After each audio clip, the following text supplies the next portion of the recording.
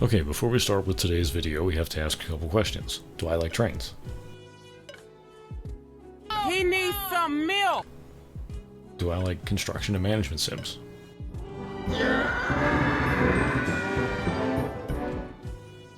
Now what can we do with this information? Two of a thing I like, together!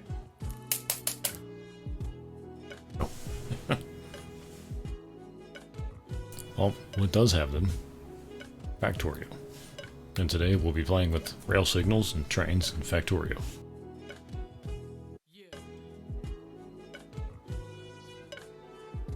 Alright, we're back here with Factorio in-game. I've set up a little rail, just a little track here. It goes down, it comes back. We've got some coal, we've got some power for the future, so we'll put some coal in there. This is creative mode. I'll show you. It just, it goes down, it comes back. Fairly simple. Plenty we can do here, but it's enough track to be interesting, not too much to be terribly complicated. Alright, so it's just one big loop, and now you've seen it all. So the idea here, okay, we'll get back out of the vehicle. So with rail signals, that's these guys here, these red, yellow, and greens. You may have signals that look like this. It's confused because the entire track is still all one block. There's nothing to separate this. As it looks out to the track in front of it, it's just seeing it loop all the way back. The rail signals are on the right-hand side of the direction of travel. You can place them on the other side, but now I've kind of locked us into this train will always go in this direction anyhow. So if we wanted to make another block, this is all light blue. We'd place another signal, say there, and now we have the blue and we have the magenta. Purple for you uncultured swines. So this is red because it's reading all the way down through that loop on the right, coming all the way back, and it's seeing this train here. That's still within its block. This one is green because it's reading the block in front of it. And again, they do a pretty decent job of giving you the colors. So this block starts here, and it is completely unoccupied. If we were to remove this train, now both of them are unoccupied, there's nothing there, it's green. Placing this train here, you guessed it, will make this one red. Because this block is occupied, this block is unoccupied. If we were to place another train, now it's all occupied. So, that's pretty much blocks. You can make a whole rail network out of that and never have any trouble as long as it's not too complicated. However, you get into situations with crossovers, interlockings, right? So we'll do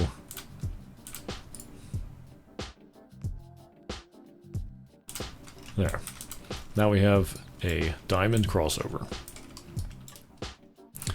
The trouble with this is, and probably not with this one, and now we have both sides back. You can route trains this way, you can route trains that way.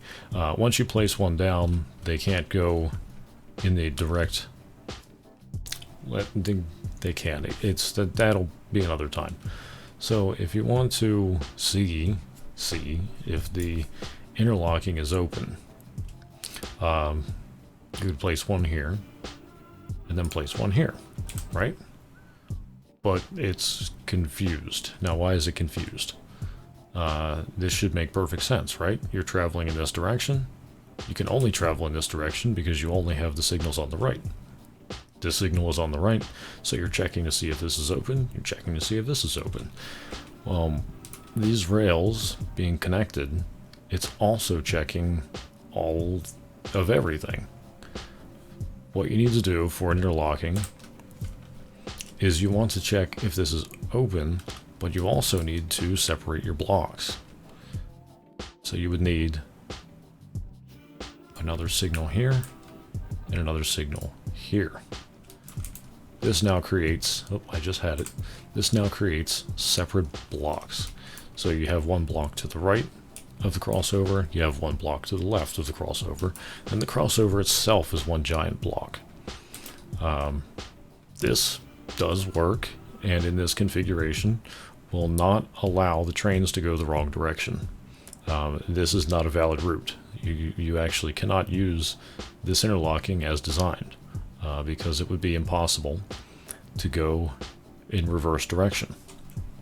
This does nothing for us.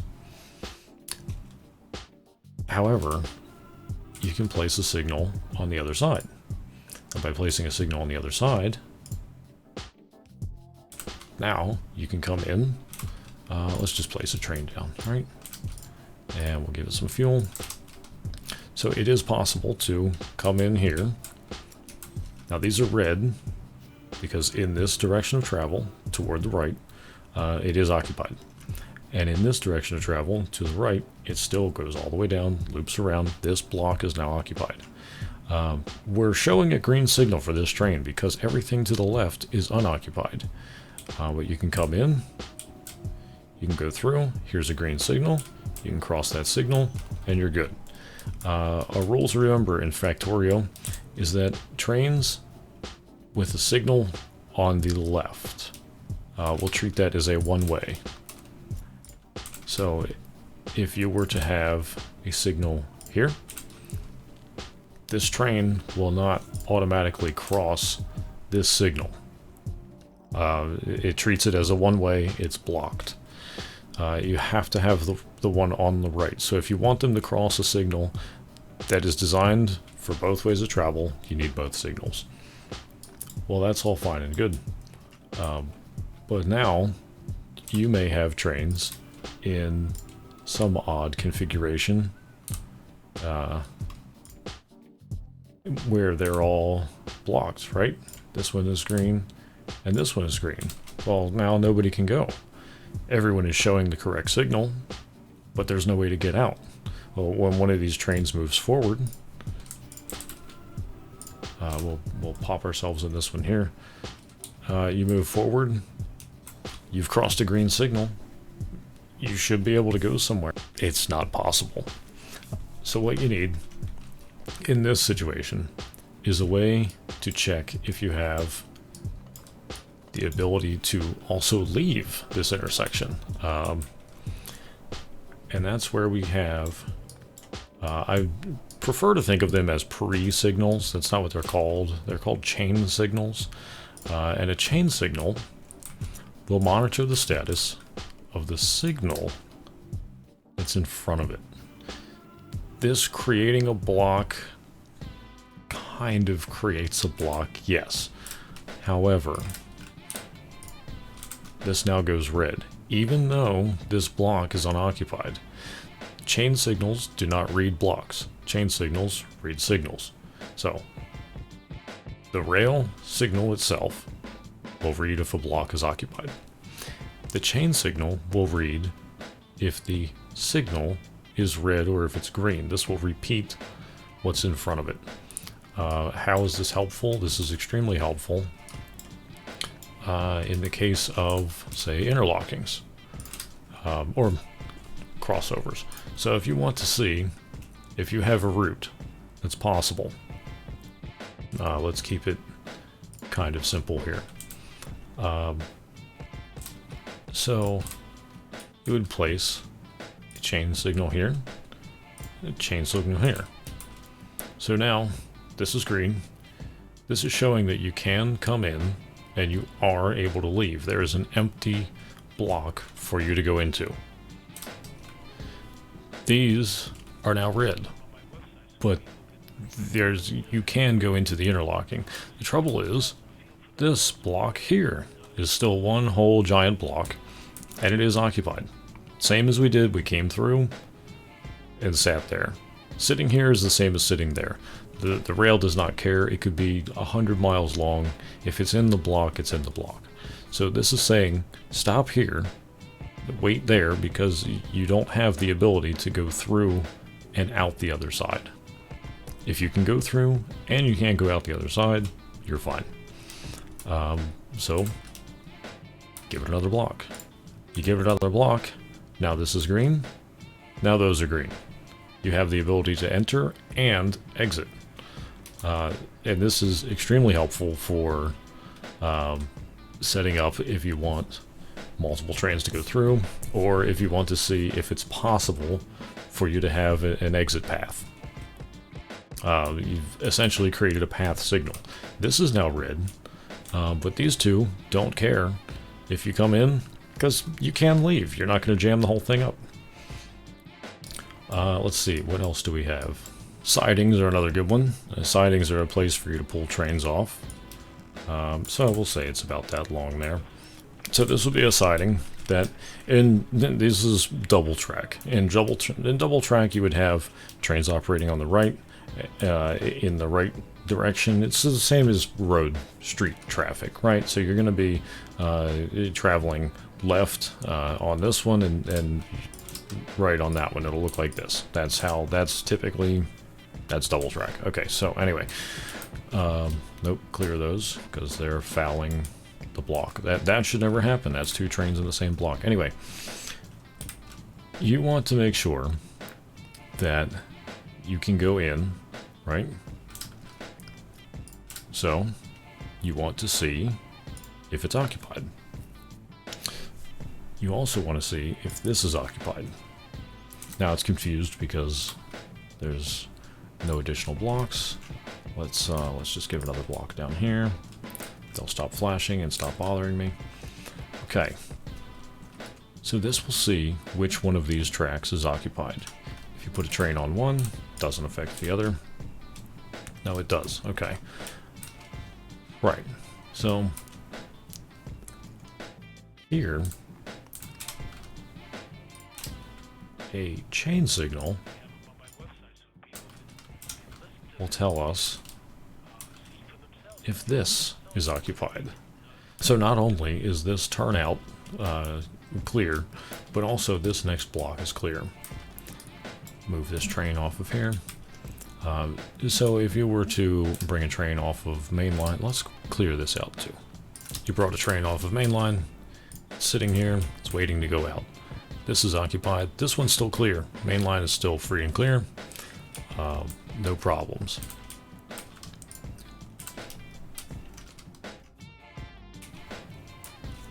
If you wanted to not have, say there's another situation here.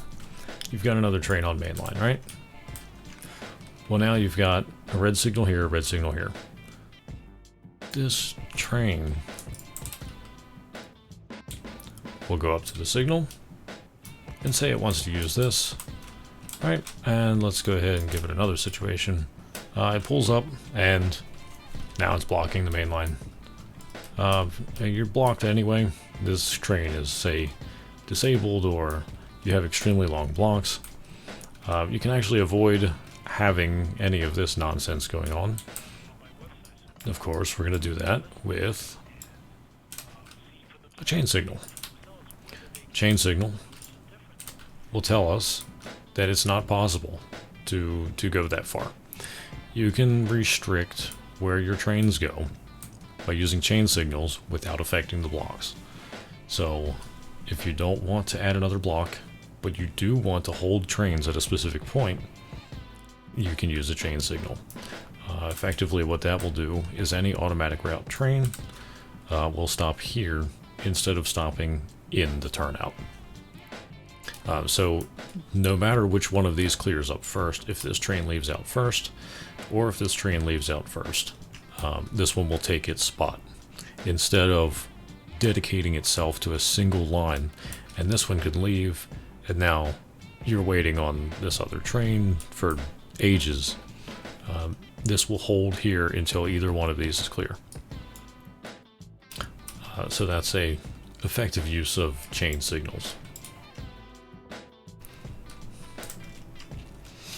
This is a slightly expanded version of a single siding.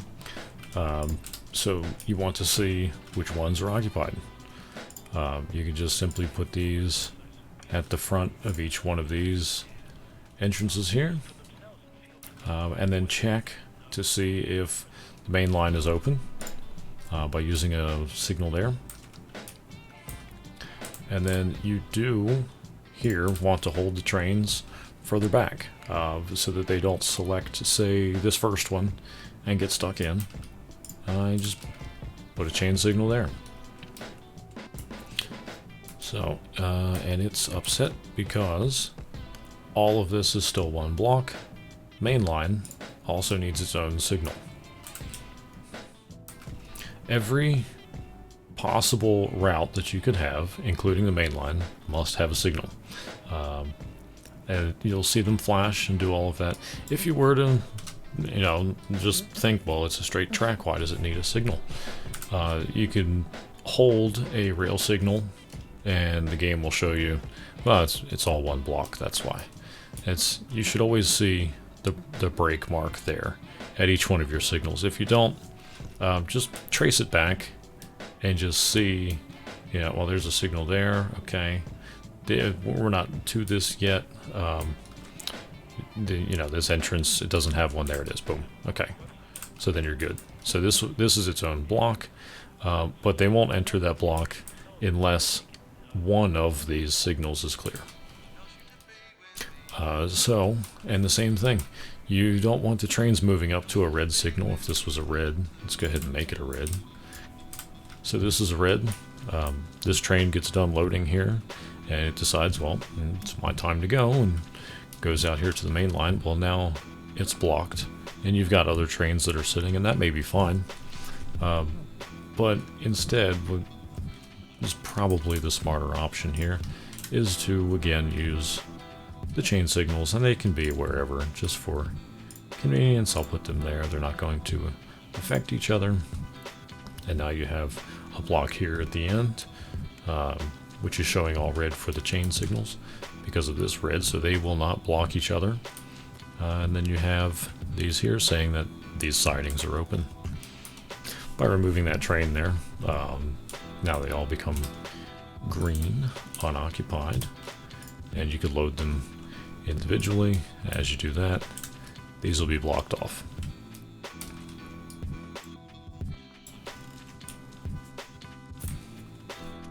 Oh, and I've deleted our interlocking. Alright, let's clear this out too. What other fun train shit do we have? Another one of my favorite style of interlockings, or crossover if you will, depends on which side of the literal house you're looking at, is the universal. I prefer the universal if you have the room for it.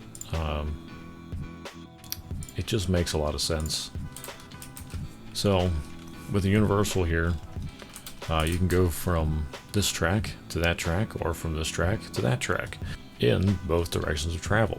So if your train is traveling in reverse traffic, that's fine. You can use this side here, and same for that one. It'll come back over. It's essentially a diamond that's been strung out, just broken apart and put in two different places.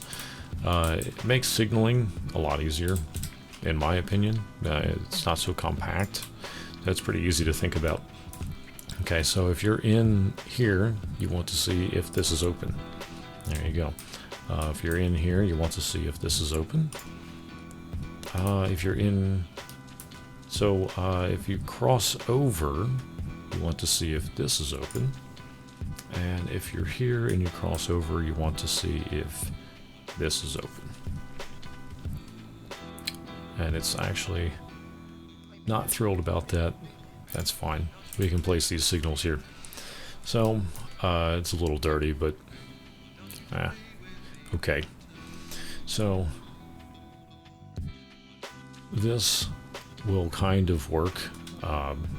That's fine. You may have some clogging, but that's always fixed by your chain signals here.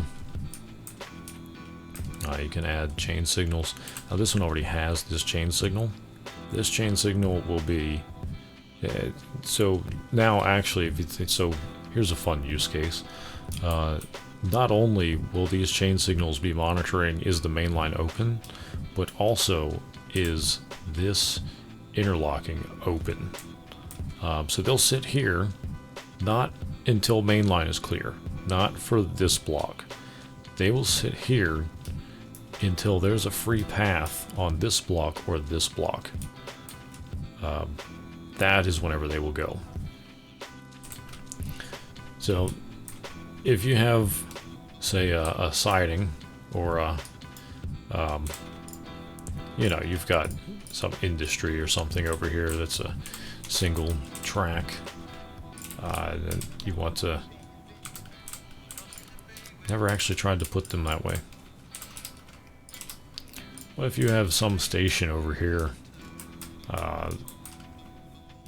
and the train had to cross over, it's perfectly fine to set it up this way, and it'll actually make sure that it's able to do that as well. It won't get out to here and then get stuck and be confused. You do need signaling on both sides if you're to do that. So we'll put signaling on both sides of that. So now, if you had a train sitting here with fuel, and you told it that you wanted to go to, well, if you push the right button, you told it that you wanted to go there. Now it'll check to make sure that all of that's clear, cross over, and go up to the station. Perfect. Sitting at this station, this is now a block. This is all part of the same block because it's tied in here. So if you had another train that were to use the main line, let's just do it.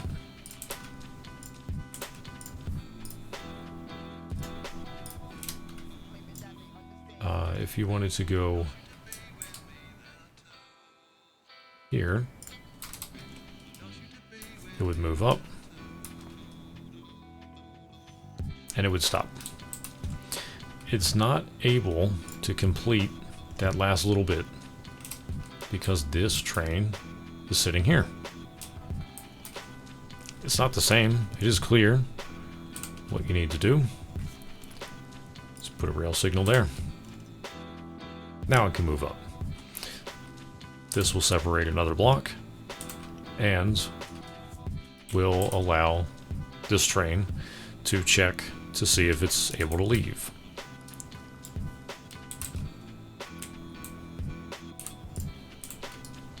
We'll just do that for convenience.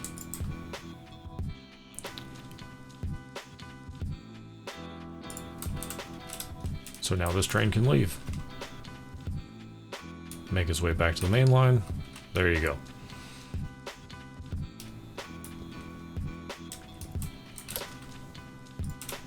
The astute of you will probably see what I'm about to do next. It's broken. Can you tell me why?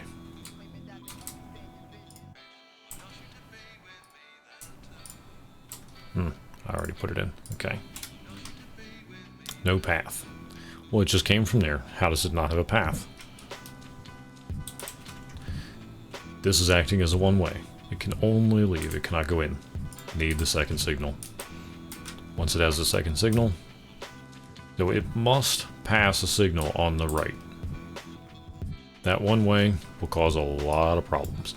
If you have a train that says no path, but you're looking at the rails and the rails are all connected, chances are you have a signal that's on the other side and just haven't thought about it. I don't think I've had a case where I put a signal on there and it breaks something else because they already do create blocks. You may run into that. I really haven't, though.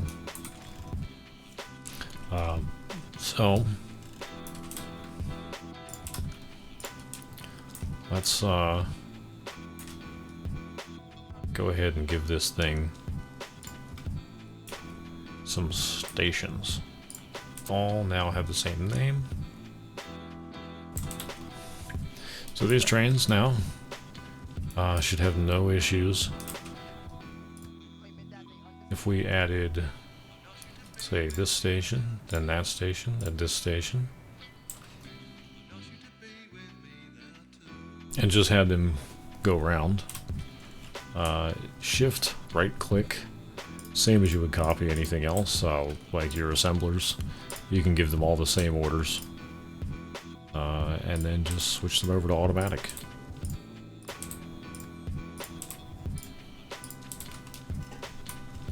So these trains will wait for that one to get over to there. What have I done? So this train thought that it was going to be clever. And I gave it the ability to... So it came out and it thought, well, I can get to that other train station by going this way around. And it did, because there was not enough blocks here. Let me just simply add some more blocks in.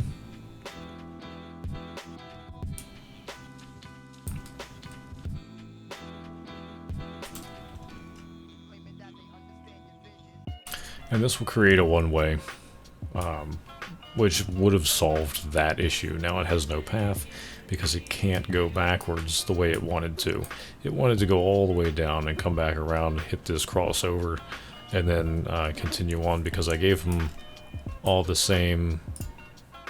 They want to go to this one first, which is what I gave to the other one. So they were actually bypassing this station, so they didn't really care how they got there. Now this is one that you'll probably, it may or may not be easy enough to just go, whoops. You should never reverse on main line. You should also not be moving, you know, screwing all these blocks up and everything. So now, that'll wait for that one, that'll wait for that one.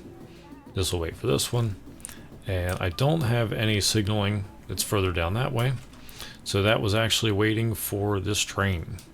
So even with all of these storage tracks, they still have to stop because the blocks are too long. But you do see they're stopping for quite some time when there's not a whole lot of demand on the system.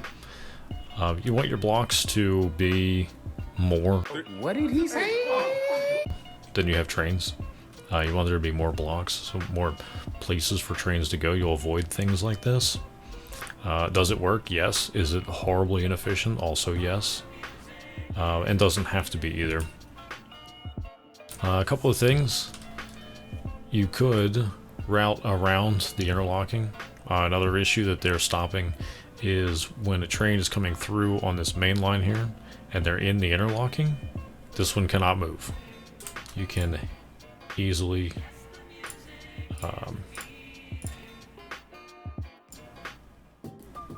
I'll just say if this is open, so we'll need a signal there, and we'll need a chain signal here. So now if this is available, now they can go straight through. And let's add just one more block right here. I think you'll see a huge difference with just that. So now if there's one in the interlocking, this one went straight through because there was no one there. This is now blocked off. Well, it's overloaded, but they can now pass each other. They can go straight through, they can pass. He's stopped in an interlocking. I don't really like that. If you don't like where your trains are stopping, take a chain signal, replace it. Now they'll stop here outside of the interlocking. And if this is red, now they'll stop all the way. Well, they'll continue to stop there. So grab this chain signal, put that chain signal there. Now they'll stop here.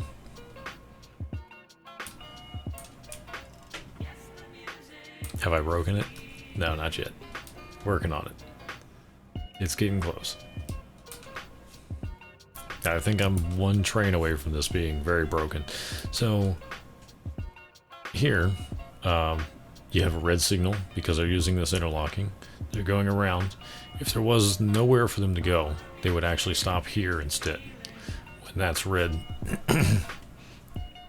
This will prevent all of them from stopping and blocking main line in the opposite direction. So there you go. This is where he'll stop for a red signal all the way up there. This is still red. So because he has nowhere to go, now he makes his choice. This is not terribly efficient space-wise.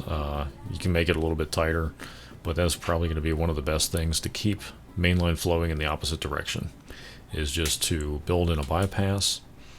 Another option is to give them another block. And we can give them another block. So now you've got plenty of places for trains to go. They'll always have an option. This should almost always clear. We could probably load this thing up with a couple more trains now. There shouldn't be any issues. They may have to stop for each other here if they get backed up at this siding.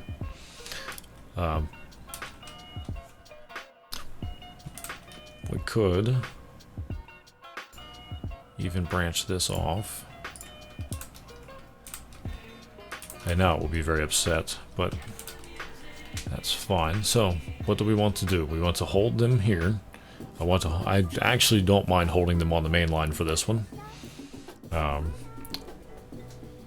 And we want to see if this is clear. So, we put a rail signal there. We have two-way traffic, so it needs a rail signal here.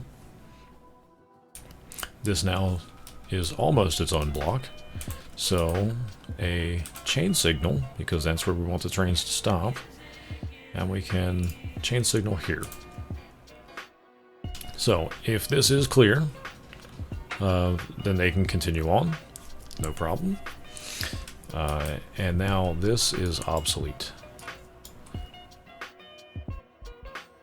So they're holding here, and actually we do have a bit of an issue because, well, it's not really an issue, depends on how you see it.